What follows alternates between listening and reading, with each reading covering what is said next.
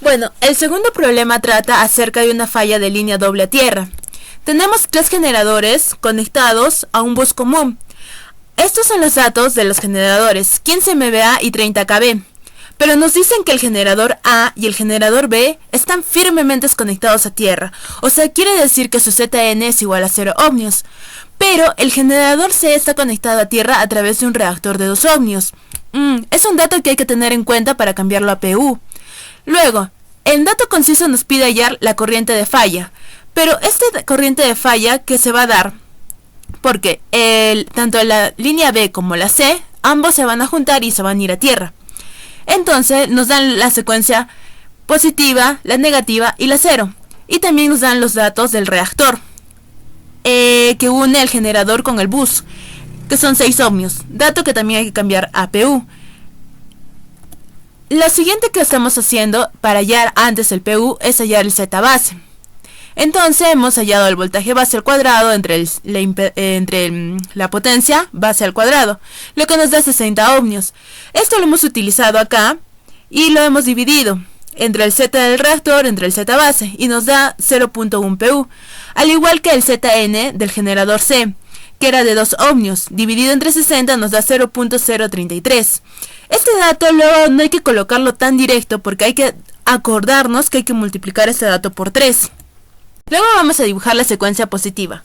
Como vemos, este 0.1 es acerca de los reactores que ya hemos convertido del dato anterior. Luego tenemos el 0.25, que son los datos que nos entrega el problema. 0.2 para el generador B y 0.2 también para el generador C.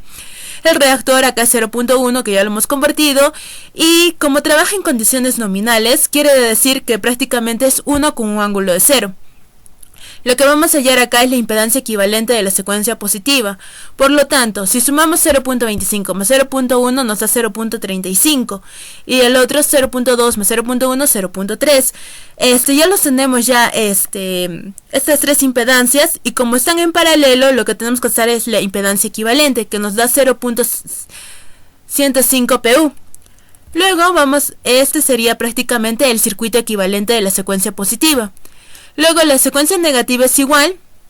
Hemos hallado su equivalente. Como vemos acá, lo que nos están haciendo recordar es los datos que nos tenemos del problema, que es 0.155, y la impedancia del reactor en PU, que es 0.1. También hemos hallado su equivalente, como podemos ver acá abajo, y nos da una impedancia de negativa, que sería 0.0849 PU. Este sería el circuito equivalente de la secuencia negativa.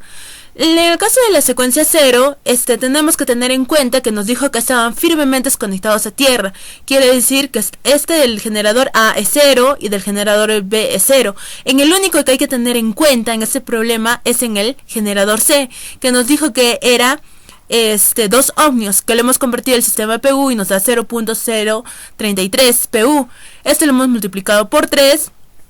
Como ya sabemos, y tenemos que el ZN es 0.1 PU, prácticamente, es una aproximación, ¿no? Luego hemos reemplazado los datos que nos dan acá de los ítems en acá, y también el dato del reactor. Hemos hallado también la impedancia equivalente, que prácticamente es un paralelo de las 3 resistencias, y solamente afecta acá, o sea, solamente ha aumentado en 0.26, ya que ha afectado esa impedancia que hay en el ZN. Bueno, ya lo tenemos ahí, el que sería 0.06 PU. Y bueno, el siguiente dato es este. Este sería el circuito equivalente de la secuencia 0. Luego, eso hay que conectarlos. Pero en el caso de una falla doble a tierra, nos dice que tienen que estar en paralelo. Lo que hemos hecho entonces es colocar en paralelo a las 3, conectarlas, nuestras 3 secuencias, y conectarlas así en forma paralela. Y nos dice que hay que conectar el Z falla, pero en este caso nuestra Z falla es una falla franca, entonces lo estamos poniendo como 0. Entonces sería mucho más fácil hacerlo, ¿no? Es un dato menos que hay que colocar. Bueno, acá lo que tenemos que hallar primero es la corriente de la secuencia positiva, y luego hallar la corriente de la secuencia 0. Bueno, prosiguiendo, para hallar la corriente 1 hay que ver que la Z falla más la Z0 están en serie. Esta impedancia en serie está en paralelo con la impedancia negativa. Y es lo que estamos colocando en esta parte de aquí. El voltaje, el único que nos da es de la secuencia positiva, que sería 1. Y la impedancia positiva, que sería prácticamente de la secuencia positiva 0.105. Y lo que hemos hallado acá es el equivalente que hemos hallado del paralelo, ¿no? El resultado es menos 7.1341 JPU. Ahora hay que hallar la corriente de falla de secuencia 0. Para esto hemos utilizado un divisor de corriente. Y este resultado que nos ha dado es 4.182 JPU. Pero ustedes dirán, ¿por qué no hemos calculado primero la secuencia negativa? Bueno, como sabemos que para cuestiones de practicidad, acá lo que nos dice que la corriente de falla es igual a 3 veces la corriente 0. Entonces, lo que tenemos que hallar para ir conciso a la respuesta es que es 3 veces multiplicar este valor, lo que nos da que la corriente de falla es 12.546 JPU. Esa sería la respuesta para nuestro segundo problema. Bueno, el primer problema nos habla acerca de una fuente trifásica no balanceada con los siguientes voltajes de fase expresados en la siguiente matriz, esta de aquí. Ahora, la impedancia de carga en serie es de 10 más J40, lo cual lo hemos representado en este esquema. Y nos dice que la impedancia mutua entre fase es de 5.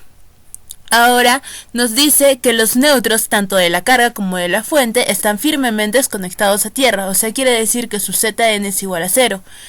En este problema nos piden calcular 6 ítems.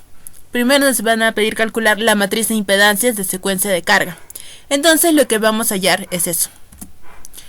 Bueno, acá nosotros estamos recordando ya una matriz ya dada, ¿no? Lo que nos dice que tenemos que hacer en la matriz diagonal principal, lo que tenemos que hacer es la suma de la impedancia en serie más la impedancia del neutro, con la cual es 0. Entonces, solamente tendríamos que poner acá las impedancias de serie de la carga, que sería 10 más J40. Y en los otros componentes de la matriz, solamente tendríamos que colocar la impedancia mutua, que sería 5J. Ya, entonces ya tendríamos la impedancia de fases. Ahora, lo que nos toca calcular es la impedancia, pero de secuencias.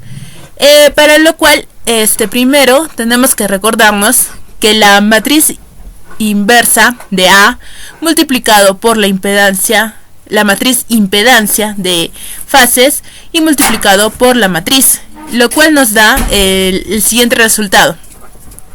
A este de aquí lo hemos colocado a la menos 1, y ya que con esto se puede de frente colocar el dato en la calculadora. Esta sería prácticamente la respuesta de la matriz de fases. Como vemos, los valores más resultantes son las de la diagonal principal, ya que los otros componentes de la matriz son valores relativamente bien pequeños. Como podemos ver, es 10 a la menos 11, 10 a la menos 10, etcétera, ¿no? Luego vamos a calcular el segundo ítem, que es los componentes simétricos de voltaje.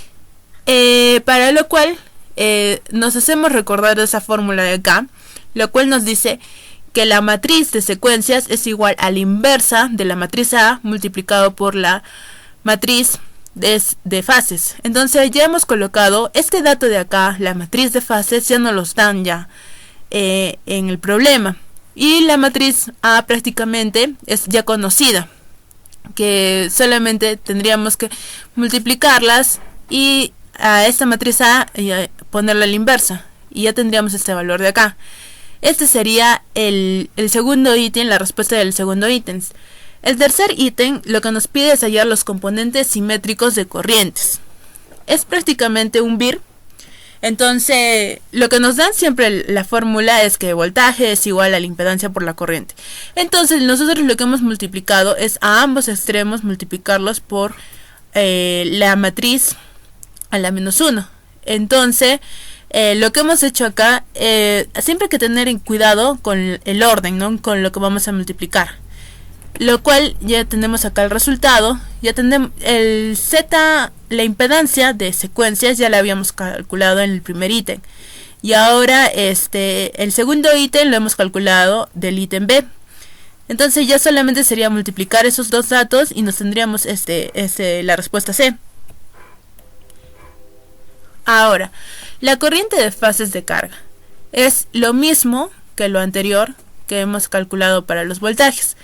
Notamos que hemos ahora solamente puesto la matriz A y lo hemos multiplicado por el dato que hemos calculado, ¿no?, anteriormente, que sería la corriente de secuencias.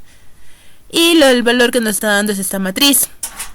Ahora, en el ítem E, lo que nos pide hallar es la potencia compleja entregada a la carga en términos de componentes simétricos. Esto ya sabemos que la potencia se puede calcular como la suma de cada una de las componentes simétricas, ¿no? Es lo que, por ejemplo, acá el voltaje de secuencia 0 ya lo hemos calculado, que era 42.265 con un ángulo de 120, multiplicado por la corriente de secuencia 0, que también lo hemos calculado, 0.829 con un ángulo de 161. Estos valores son independientes y así los podremos calcular, y el valor que nos da es este valor de acá, que sería 1036.74 más J 3659.6. Esa sería la respuesta. Ahora, lo que nos piden calcular también es, como un método de comprobación, es el ítem F, que sería la potencia compleja, pero con los componentes de fase. Entonces, para este caso, nosotros nos acordamos que tenemos el voltaje ya dado en el problema. A le tendríamos que hacer la transpuesta, o sea, prácticamente a esta matriz le hemos, ya no que sea vertical, sino horizontal, que sería prácticamente colocar los componentes, lo que nos está tratando de decir en transpuesta, y multiplicarlo por la corriente de secuencias, que eso sí lo hemos calculado.